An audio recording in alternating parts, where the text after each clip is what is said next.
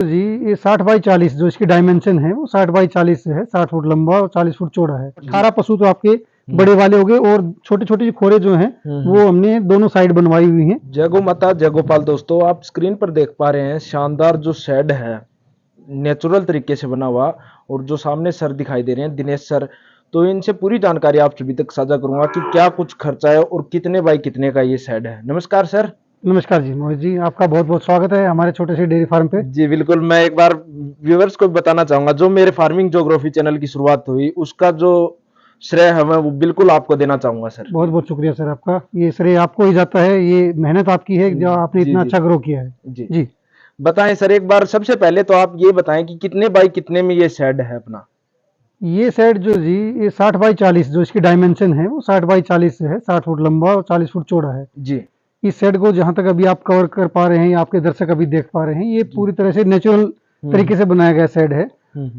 पूरा जो है ये बेम्बू का स्ट्रक्चर है, जी जिसमें अभी आप देख रहे हैं जिसमें बेम्बू जो लंबे लंबे जो हैं ये बांस दिखाई दे रहे हैं, और जो ऊपर जो चटाई नुमा जो आपको दिखाई दे रहा है जी ये मैट, ये भी बांस के ही बने हुए हैं। अच्छा, यानी अच्छा। पूरा तरह से ये जो है वो बेम्बू से बना हुआ है, बांस का बना हुआ है। बिल्कुल बिल्कुल। तो ये नेचुरल प्रॉपर्टी है, इसलिए तो इस बेम्बू की विशेषता जो है वो ये कहती है कि ना तो ये ज़्यादा गर्मी में ज़्यादा गर्म होता है, न ही सर्दियों में ज़्यादा ठंडा रहता है। जी तो बाहर के टेम्परेचर से अंदर का टेम्परेचर आपको ज़बरदस्त दिखाई देता है, यानी ज़्यादा नहीं तो हम कह सकते हैं 2 से 3 डिग्री का टेम्परेचर आपको फर्क दिखाई देगा। जी सर, चौड़ाई कितनी बताइए, एक बार पुनः जानना चाहूंगा सर। चौड़ाई जो है इसकी वो 40 फुट है, और लंबाई सर? लंबाई इसकी 60 फुट है। अच्छा, बीच में जो ऊंचाई है वो और जानना चाहूंगा सर। बीच में जो ये फिलहाल आप जो बीच का देख रहे हैं पोर्शन, ये वाला 11.5 फुट है, और साइडों से जो है वो 8 फुट है। जी जी जी जी तो लागत की बात करूं तो कितनी क्या कुछ लागत आ गई थी और कब बनवाया था?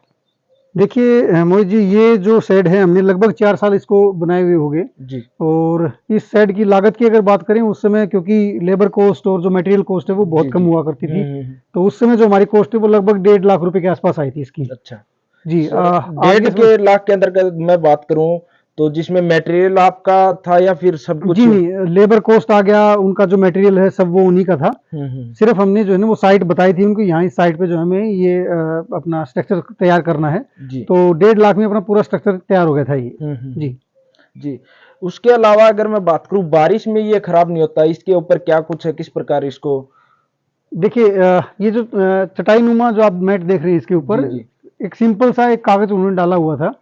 तो इसको एक्चुअली में वो अपनी भाषा में मीणा बोलते हैं। तो जैसे आपके दर्शकों के कुछ क्वेरी भी होंगी कि ये शेड जो है हर एक कोई व्यक्ति तैयार कर सकता है, या इसको तैयार करने वाले कारीगर कैसे होते हैं, तो मैं वो जानकारी के लिए बता दूं कि ये जो शेड है ये जोधपुर के एक कारीगर हैं, मुकेश जी जिनका नाम है, तो उनके द्वारा हमने बनवाया था। तो मुकेश जी जो ये शेड बना के गए, तो अभी हम जिस कागज की बात कर रहे थे वो उनको अपनी भाषा में वो मीणा बोलते हैं। जी तो जो कागज इन्होंने डाला इसके ऊपर, उसकी लाइफ उन्होंने लगभग 3-4 साल ही बताई थी कि 3-4 साल बाद इसको हम चेंज करवाते हैं। जी जी तो 3-4 साल बाद जब हम इसको चेंज करवाते हैं तो इसकी रनिंग कॉस्ट में आ जाता है, जी क्योंकि फिक्स कॉस्ट तो हमने एक बार जो इस पे पैसा खर्च कर दिया वो हुआ, और उसके बाद जो भी इस पे खर्चे होते हैं वो आपकी रनिंग कॉस्ट थी। जी तो रनिंग कॉस्ट में हमने देखा कि ये वाला जो कागज जो हमें हर बार 3-4 साल बाद में चेंज करवाना होता है, तो ये लगभग 3.5 साल का जब हो गया था कागज, देन उसके बाद इसमें कहीं कहीं हमें जो है बारिश की बूंदें जो है नीचे आना स्टार्ट हो गई थी, यानी कहीं कहीं से जो है ना बारिश, कागज की लाइफ थी वो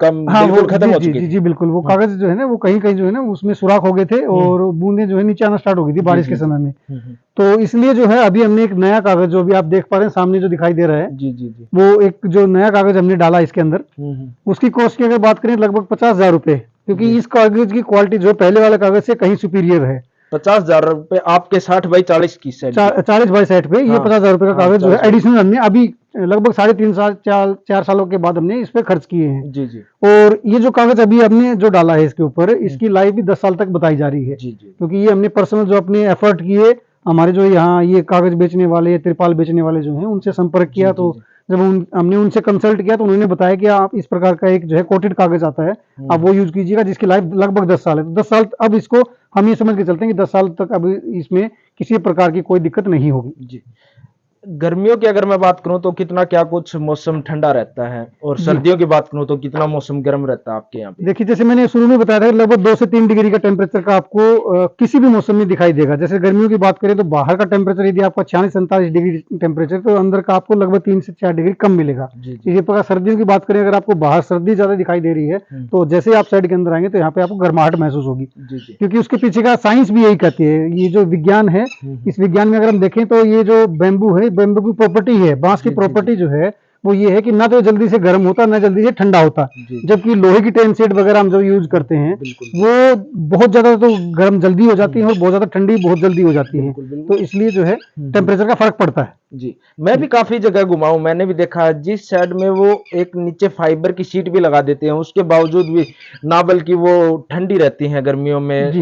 तो वहां पे भी गर्माहट बिल्कुल देखने को बिल्कुल। मिलती देखिए, है। केमिकल से बना हुआ कोई भी मटेरियल अगर आप देखें तो ऑब्वियस सी बात है, वो हमारे लिए हानिकारक होता ही होता है। जी जी। क्योंकि हम, जैसे आपको भी पता है, आपके दर्शकों को भी पता है, हमने ये जो है देसी गायों का फार्म जो है अपना बनाया हुआ है। तो देसी गाय के फार्म के लिए हम लगभग हर एक चीज जो है देसी तरीके से जी इस्तेमाल जी। करना चाहते थे। बिल्कुल। तो हमने ये शेड भी जो है देसी तरीके से, एक नेचुरल, जिसको आप ऑर्गेनिक बोल सकते हैं, नेचुरल बोल सकते हैं, जी। ताकि पशु भी जो है वो यहाँ पे रह के उनको शांति मिले। जी। जी। इसके अलावा एक और जानकारी जो और जानना चाहूंगा, ये 40 बाई 60 के जो शेड है, इसमें कितने गोवंश आपके यहाँ पे आ जाते हैं? जी, देखिए, अगर आप खोर की बात करें तो जैसे हमने 5-5 फुट पे जो है वो खूंटे यहाँ पे दिए हुए हैं, जी। जो इनबिल्ट हमने अपनी खोर के अंदर लगवाए हैं। तो 9 खूंटे इस साइड और 9 खूंटे इस साइड, ये बड़े पशुओं के लिए हो गया। तो जी। 18 पशु तो आपके बड़े वाले हो गए, और छोटे छोटे खोरे जो हैं वो हमने दोनों साइड बनवाई हुई हैं। बिल्कुल तो बिल्कुल। 4-4 खूंटे, यानी 8 पशु हमारे छोटे जो हैं वो इसके अंदर आ सकते हैं। टोटल अगर हम देखें खूंटों के हिसाब से, अगर हम देखें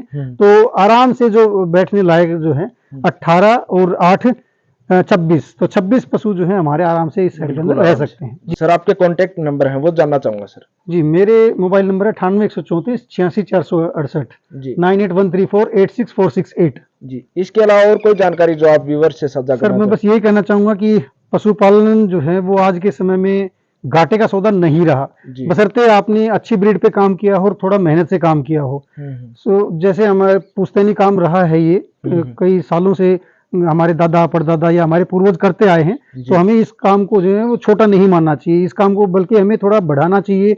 हमें अच्छी नस्ल के पशुओं पे काम करना चाहिए, चाहे आप किसी भी नस्ल की गायों पे काम करें या किसी भी नस्ल पे भैंस पे काम करें। जी, तो जी। आपको नस्ल सुधार पे काम करना होगा। जैसे ये हमने अपने इस गौशाला का नाम जो है केशव गिर ब्रीडिंग सेंटर नाम लिखा है। तो इस पे भी हमारा मेन फोकस ये है, क्योंकि हमने एक बछड़ा जो अभी हम तैयार कर रहे हैं उसका नाम केशव है। जी जी। तो इसलिए हमने जो है, क्योंकि हमारा फ्यूचर भी वही है, जी, और जी। हमारे फ्यूचर के ऊपर जो है हमने अपना गौशाला का नाम जो है वो अभी केशव के नाम से रख दिया है, बुल के ऊपर नाम रख दिया है। जी जी। जी।